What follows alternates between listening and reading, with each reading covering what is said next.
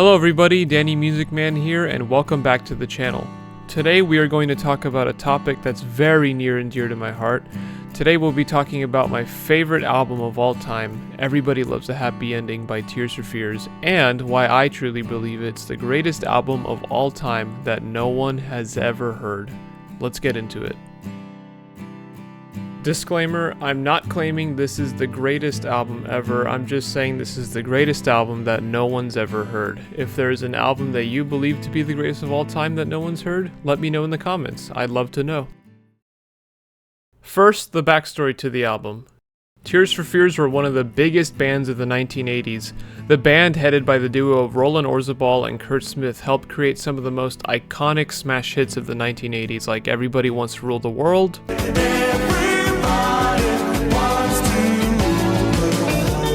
Shout, let it all out, and Head Over Heels. The songs would appear on their critically acclaimed hit record, Songs from the Big Chair, released in 1985. The band and the album would catapult into worldwide success and would quickly make the band one of the biggest bands in the world. Fast forward a year, and after a largely successful tour that would see the band play worldwide, work began on what would become their third album. However, the album would not be made. Orzabal would keep the Tears for Fears name and would release two more Tears for Fears albums, Elemental in 1993 and Raúl and the Kings of Spain in 1995. Orzabal saw some success with the Elemental single Break It Down Again. However, by this point, the Tears for Fears name had lost a lot of its luster, and by this point, Tears for Fears was done. At the end of '96, a lot of things had come to a natural conclusion. I was no longer with a major record label. My manager, who I'd been with for about 5 years, we decided to go separate ways, so all of a sudden I was out of the loop entirely. I didn't know whether I wanted to continue making records or produce or whatever. Hi, this is Editor Dan here. He also made a solo album, Tomcat Screaming Outside, in 2001, and it's really good, so yeah, I just want to let you know. Fast forward to the early 2000s, Roland Orzabal and Kurt Smith would re-establish contact with one another. Since so much time had passed, the animosity towards one another had largely died down, and they were able to begin work on a brand new album. Why did we get back together again? I have no idea. I still don't know now, to be honest. Well, it was an option. You know, there's something going on, and it was worth pursuing just because the old relationship was now fresh. We spent a decade really pursuing our own aims as individuals, musically and relationship-wise. Not that we were. Come on. Not getting into these. So we both started breeding. That's what we say. We started individually. Wow. Had families. We got away from sort of just being lumped together in a duo, which we were pretty much since the age of 18, and we'd been in bands before then. We kind of wanted to sort of pick up where we left off, because we wanted to sort of remind people that actually we sort of hopefully, by the end of the decade of the 80s, had transcended what we had become so bloody famous for. And was it easy to sort of slip back into writing songs together? Well, the thing is, when we were together in the first place, I did the bulk of the writing pretty much on my own. However, now, we're all, myself, Kurt, and a guy called Charlton Peters, all sit together in a room, and with acoustic guitars. And it's very dull. But when you make a breakthrough, it's a song which has sort of sound structures. You see what I'm saying? So what can fans expect from the new material? Well, I think there's no great soul searching like the old days. It's just very strong melodic pop music with obviously a lot of maturity. And does it sound like sort of classic Tears for Fears updated for the 21st century? Some people say that, yeah. Some people who've heard it, record companies identify the sound immediately as something highly recognisable. But I think it's kind of got very classic structures as well. So there's lots of guitar, and a kind of familiarity to it that's not really 80s based. It's more goes back further than that. After weeks of frustration, the song Closest Thing to Heaven would surface, which Roland would declare as the catchiest thing he had written in years. This unlocked the door for the rest of the album to be written, as recording wrapped in 2003. The album was supposed to be released the same year, but due to management changes in the Arista label, the album wouldn't see the light of day until a year later. Finally, on September 14th, 2004, the long-awaited reunion album, Everybody Loves a Happy Ending, was released. So the next part, I'm going to show you the songs. Now, I could just have the rest of the video be a 45 to 50 minute showcase of the entire album's songs, just front to back, just literally playing it for you from iTunes. But because of copyright reasons, I cannot do that. So instead, I thought I would just show you guys the songs on guitar, analyze what's going on in each song, what chords are being used, and especially the influences that are very prominent in each song, I think. So let's get straight into it. Now, you're going to hear me talk about the Beatles a lot during this, and I just want to say that I actually think that the fact that this whole album is basically an homage to the Beatles is fantastic. I am not undermining it or criticizing it in any way. I think it's actually fantastic. So if you hear me talk about the Beatles a lot and say, oh, this sounds like this Beatles song, or this sounds like that Beatles song, or this sounds like that song, it's not out of bad taste. I love this album for being so openly forward with its influences and it wearing it on its sleeve. So yeah, I just want to let you know. So the first song is the title track. Now, this opening is so amazing. It's like you're dreaming and you're floating on clouds, and you can kind of picture yourself doing so, and then it hits you with the wake up, and this song literally wakes the listener up. It's a declaration to, get up and realize that you don't have a lot of time. So the chords in this song are fairly simple in the intro. It's just E minor to A.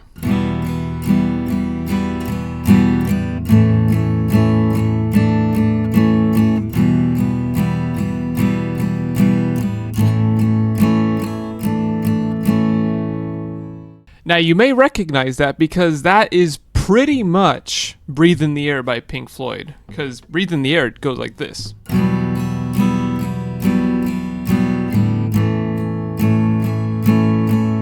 And Everybody Loves a Happy Ending goes like this.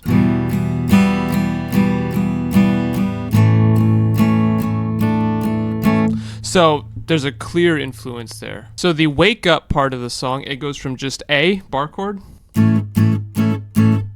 to a D minor bar chord, and it repeats. So you get this.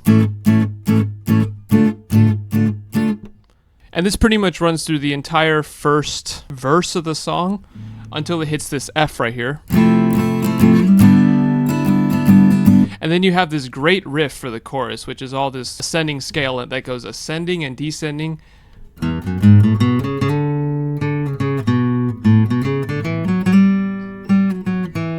Everybody loves a happy ending, right? And it goes back to the F and to the G. And back to the wake up chords.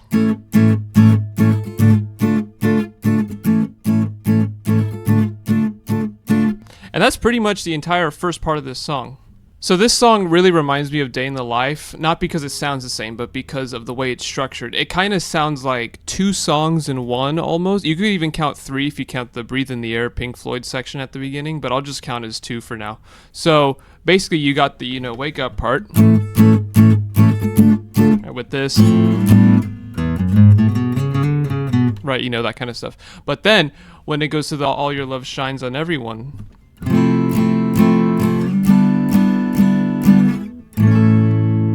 it transitions to what I call the Rocky Raccoon section because, it doesn't sound the same. It's not the right chords, but it's pretty close because Everybody Loves the Happy Endings version of Rocky Raccoon goes like this.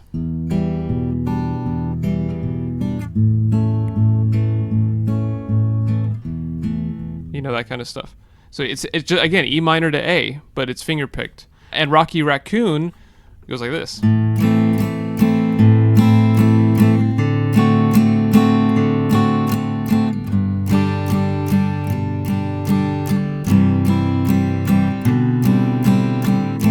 that kind of stuff. So it's not the same rhythm or the same chords, but it still has that feel of, it sounds like the Rocky Raccoon part. And what I was saying about it reminds me Day in the Life, is how Day in the Life sounds like two songs. You have the John Lennon part, the I read the news today, oh boy, and then the Paul McCartney section, which is the woke up, fell out of bed, which, now that I'm thinking about it, that is kind of the wake up, fell out of bed part, or woke up, fell out of bed part. So you can hear it right away. There's a very strong McCartney-Lennon influence in the title track. The last thing I want to say about the title track is the All Your Love Will Shine on Everyone part, which is very reminiscent to In the End by the Beatles, because, you know, for the first All Your Love Shines on Everyone goes, and all your love will shine on everyone, right? That kind of thing. And then it goes up a key, and all your love will shine on everyone. Ooh. Right, you know. For the record, I'm not the world's greatest singer. This is purely for demonstration purposes, so bear with me. The next song was the lead single, Closest Thing to Heaven, and there is a major 60s psych pop influence on this song. The instrumentation really reminds me a lot of that kind of 60s psychedelic sound that was going on at the time. And lyrically, this song takes the listener on a real journey, but I'll say that for the lyric portion of the video. So the song starts in this E suspended 9 chord, which is really strange, but it starts like this basically.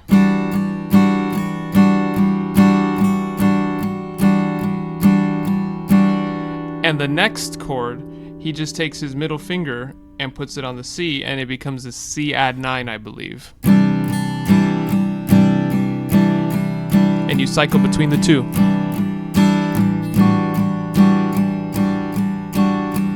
There's been a lot of drinking, looking at Go See You. You know what I mean? So the pre-chorus to the song is just straight up G, and then an A sus2 chord. You would think it's A. It sounds like A, but when I watch him do it live, it's actually A sus2. And then the next chord is C. So you know.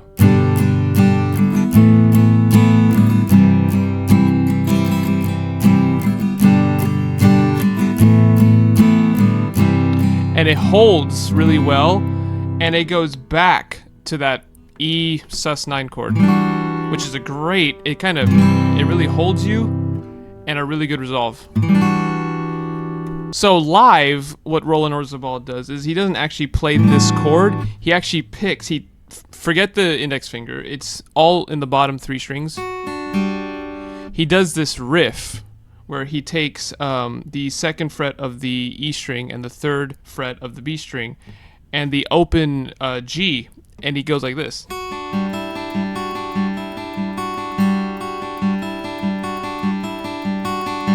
And then he transitions to what would be C, but instead he plays the 3rd fret on the E string and the 1st fret of the B string.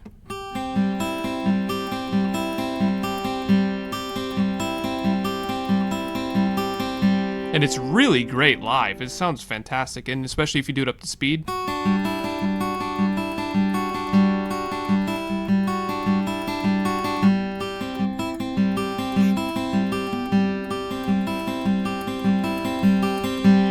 So that's for the chorus, and it sounds really great, man. It sounds fantastic. So again, you know, you got this chord, and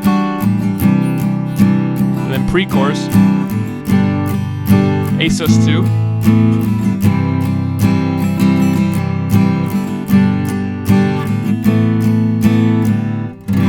Hold the C, and a great resolve to this.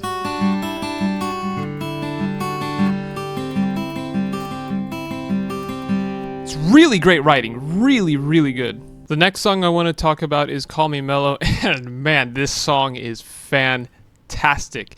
This actually should have been the lead single, but I understand why Close Thing to Heaven was the lead single. But Call Me Mellow, man, such a great song, great melodies. I always thought, and I'll show you what I mean, is I always thought this sounds like a combination of She's So High by Blur.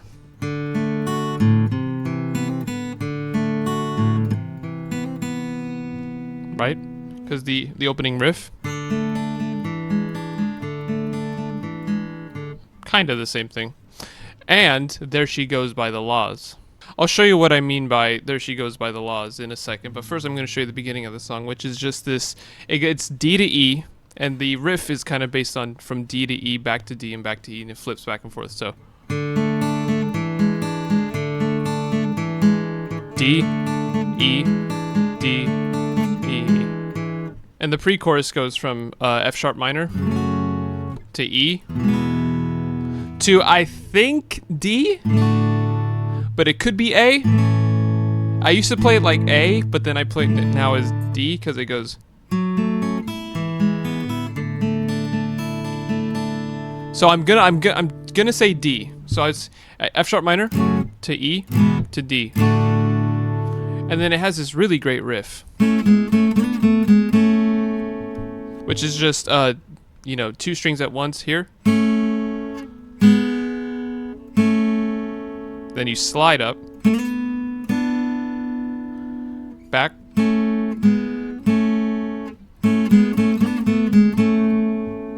it's really, really great. So what I was referring to by There She Goes by the Laws is the chorus is very similar, at least at the beginning. It goes, there she goes again.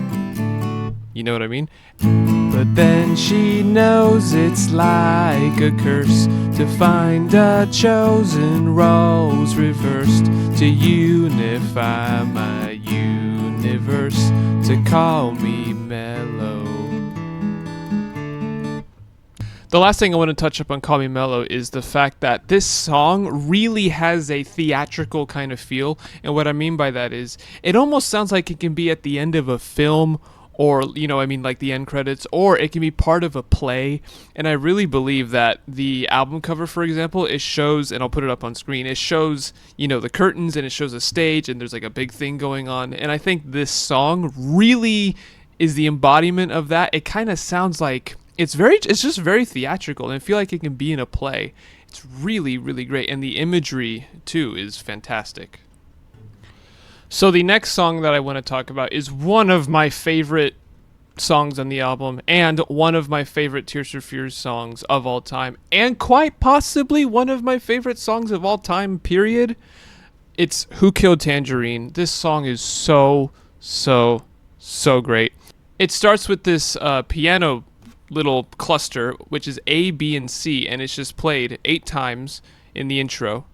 And then it goes to this, what's called a D minor add 9, I believe. If I'm wrong about these chord names, please let me know, because I want to know what the actual chords are, but I'm pretty sure this is a D minor add 9, which the riff goes like this.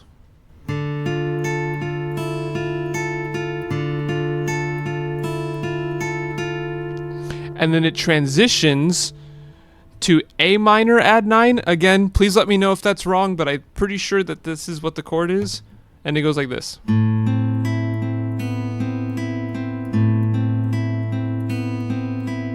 So one more time.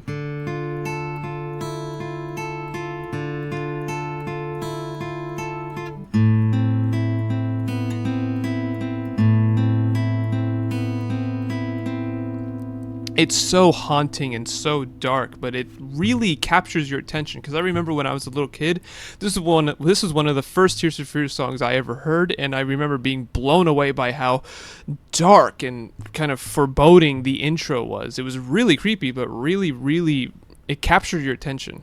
Another thing I wanted to point out too is during the intro of that song, during the D minor add 9 and the A minor add 9 riff, you can hear the drums in the background, and the drums, it sounds really similar to Come Together by the Beatles. Again, don't believe me? Go listen to Come Together by the Beatles and then listen to Who Killed Tangerine, and it's practically identical.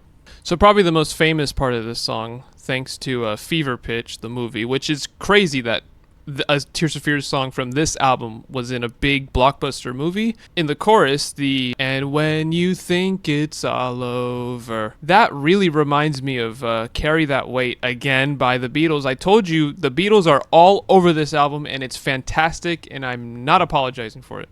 So for the "and when you think it's all over, it's not over" / "boy, you're gonna carry that weight" part of the song, it goes from G to D, back to G, and then A, and then it repeats. So it goes, So, it does this build up kind of like Day in the Life, and it goes, and when you think it's all over, it's not over.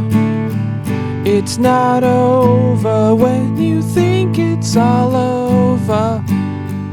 It's not over. It's not over. And when it's about to transition back into the first part of the song, the really haunting, dark D minor add 9, A minor add 9 part, instead of going back to the A at the end of that, he goes to F. And it's really great. And I'm pretty sure he goes back to G too. Kind of like Everybody Loves a Happy Ending with the All Your Love Shines on Everyone. But anyways, it goes like this. It's not over. It's not over. It's not over. It's not over. Tangerine. Not a singer. Don't worry about it, just for demonstration purposes. But as you can see, it's these really great chord choices. And it makes the whole song, even though it's two songs in one, essentially, they fit really well together. The really dark, haunting portion with this really uplifting, hopeful, when you think it's all over, don't give up, it's not over part. And it's just fantastic. The next song I want to highlight is Secret World, which is objectively just the crown jewel of this album. It is absolutely stunning. There's like 30 orchestra players on this song. They really went for it as far as the production and making it sound like a Sgt. Pepper's song. So the song starts with this descending piano, which then explodes into this orchestral Beatles-esque anthem, which it starts, you hear that it's in C, and then goes to D, and goes back to C, and then goes back to D again, and then C one more time, and then it hits this G. But what he's actually doing, if you watch the live performances of this, is instead of playing, like a C power chord, he actually plays the 6th string and he adds his ring finger and he gives this, which is actually an A minor 7, which is weird because the song is playing C, but it's A minor 7. And you take that shape and you move it up, and then he goes to just a normal C bar chord, and then back down to this shape, and then back down to that A minor 7. And then he hits the G bar chord, or not bar chord, but the top of the bar chord, this part, and it's so rich. The best way I can describe this song is that it sounds like just this love letter to the Beatles. It's this really just rich, orchestral, huge strings, grand production. It sounds really grand. And yeah, they even said that this is the best song from the album. And I totally agree, objectively speaking. It's not my favorite, but this is without a doubt the best written song on the album. It is so amazing. And yeah, just thank you, Tears for Fears. Fantastic stuff. So I wasn't planning on covering this next song, but I want to show you just little side tangent. But Killing with Kindness on this album is really, really great. And I want to show you how it may have influenced Oasis a little bit with I'm Out of Time, but most likely it is just because they sound exactly the same and they've taken from the Beatles playbook. And I'll show you how these two songs are very similar. So Killing with Kindness goes from E minor to C7 to A7 back to C7, and it kind of goes like that. So I'll show you what I mean. So, for example, fly like a golden eagle, sleek like the snow, taking your time bomb wherever you go. You know what I mean?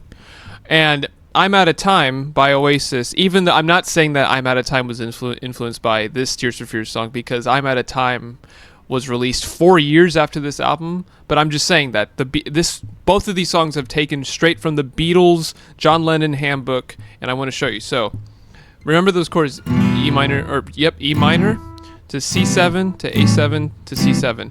Now, I'm Out of Time. Check this out. This is I'm Out of Time by Oasis. Here's a song. It reminds me of when we were young. Looking back at all the things we've done, you gotta keep on keeping on.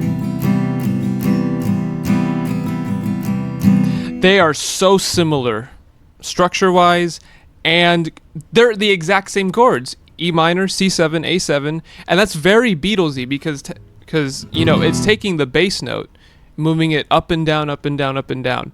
And that is totally a John Lennon kind of a thing. And it's so great, guys. So great. The next song that I want to cover is Lady Bird, and this is without a doubt my favorite song on the album. 9 times out of 10, I'm going to say Lady Bird. It's the only song that's in 3/4, so not in 4/4, because you can hear, I'll show you what I mean. The song goes from E minor 7 to C add 9. So it goes 1 2 3 1 2 3 1 2 3 1 2 3 1 2 3 1 2 3 1 2 3 1 2 3. So there you go, 3/4. And the melody of this song is just fantastic. So it goes, I want to show you real quick. So it goes from this to the C add 9 to this. And then it goes to this C cluster, which is like if you take a G and you just take your top 2 fingers and bring them down. It's like a C add 9, but I'm not totally sure. And you get this nice little descending thing on the high strings right here.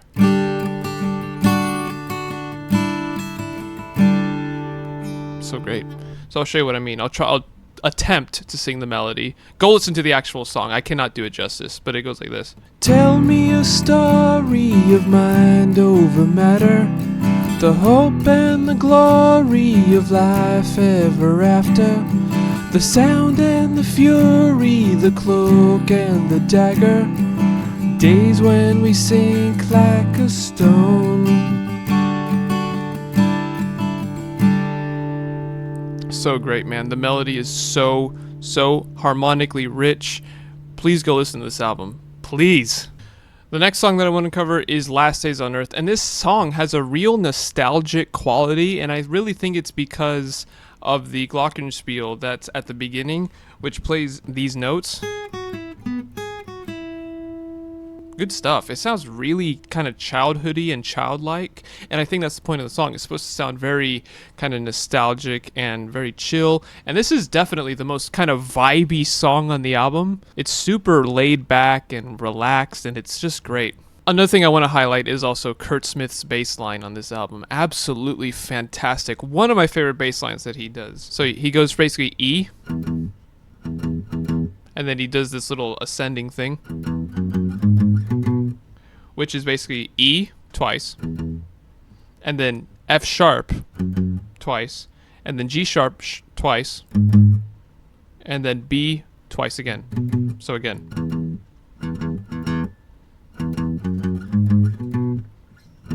And then back around again. Now the guitar is doing this really awesome thing where it's going, it's on G sharp minor, I believe, G sharp minor. Tired of this elegant life. And what he's doing there is going from B to F sharp minor, sliding down to F sharp minor. So again, it's, tired of this elegant life. Let the patient do the work. Oh, guys, I gotta tell you, the melodies and the verses and the choruses, all of these melodies that the vocals sing are so amazing. I really have to hand it off to Ron Orzabal and Kurt Smith for this album. I mean, they just absolutely knocked it out of the park as far as how rich and harmonic the melodies are on the vocals. Are so great. And finally, the last song that I want to highlight is Pulling a Cloud, which is actually a B-side. It's not on the album, but if you bought the UK version, I'm pretty sure that you will have heard this song. It's a bonus track. So this song is it's Blackbird. It's literally Blackbird. I'll show you what I mean. So first of all, the song is in drop D, so which means you tune your low E down to D. So you're playing D. You have your ring finger on the 3rd fret, which is playing F. But you're not going to play that right now. And you do this. So it goes. You slide up, and then you play the low D, which is playing G now. So it goes like this.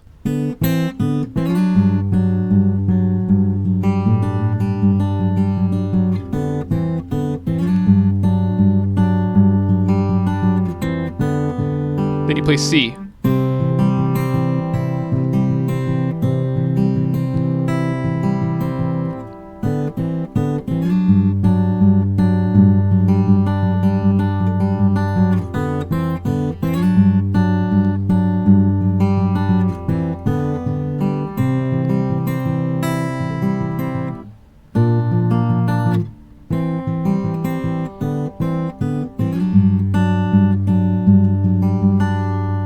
I mean, that's fantastic. And it's Blackbird, and I'll play you Blackbird right now to show you how similar they are.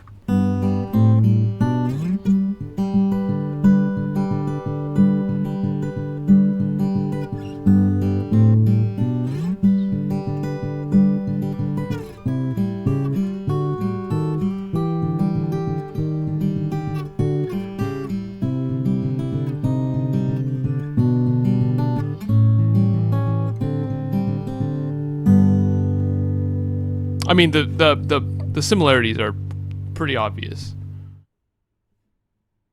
The album's lyrics are some of the best I've ever read, full of imagery and real poetry. Here are some of my favorite lyrics and the meaning behind them.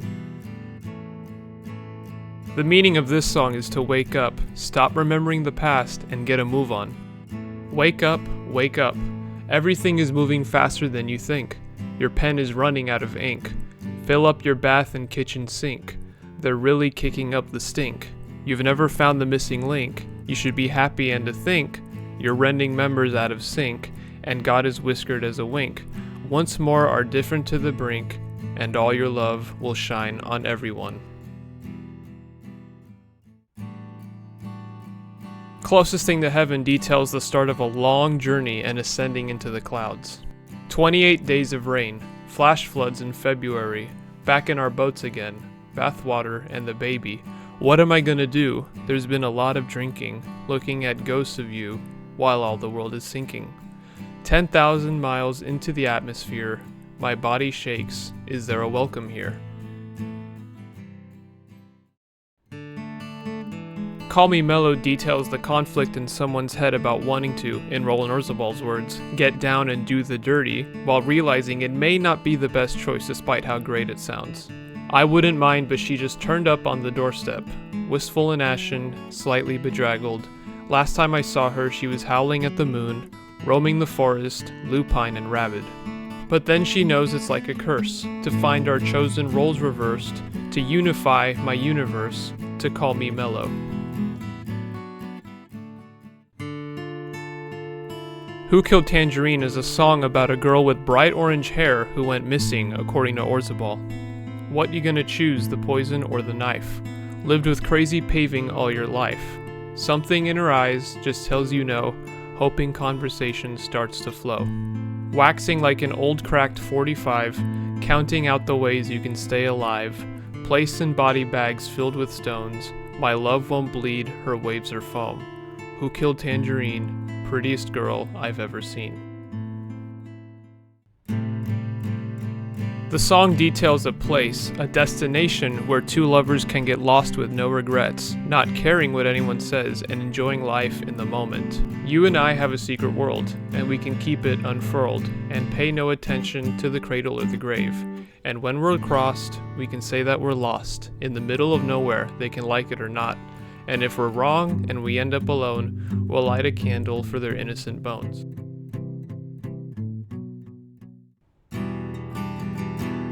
Lady Bird tells the story of two lovers on a journey through dangerous environments and longing for the past. Porcelain portraits and silver medallions, plasticine soldiers that march in battalions, angels of mercy and lifelong companions, days when we sink like the stone. There's a room somewhere with a different look, where your secret life is an open book, where the love we made was a chance we took, days when we sink like a stone. Finally, Last Days on Earth is about someone who's tired of their life and wants to be young again and not remember the pain that they used to feel. Tired of this elegant life, with the best will in the world, it's a thorn in your side. Dazed, not a little confused, let the patient do the work, they've got nothing to lose. I told you, I hold you, till the last days on earth. Talk away the pain for the very last time, like an echo in a cave, let it die in your mind.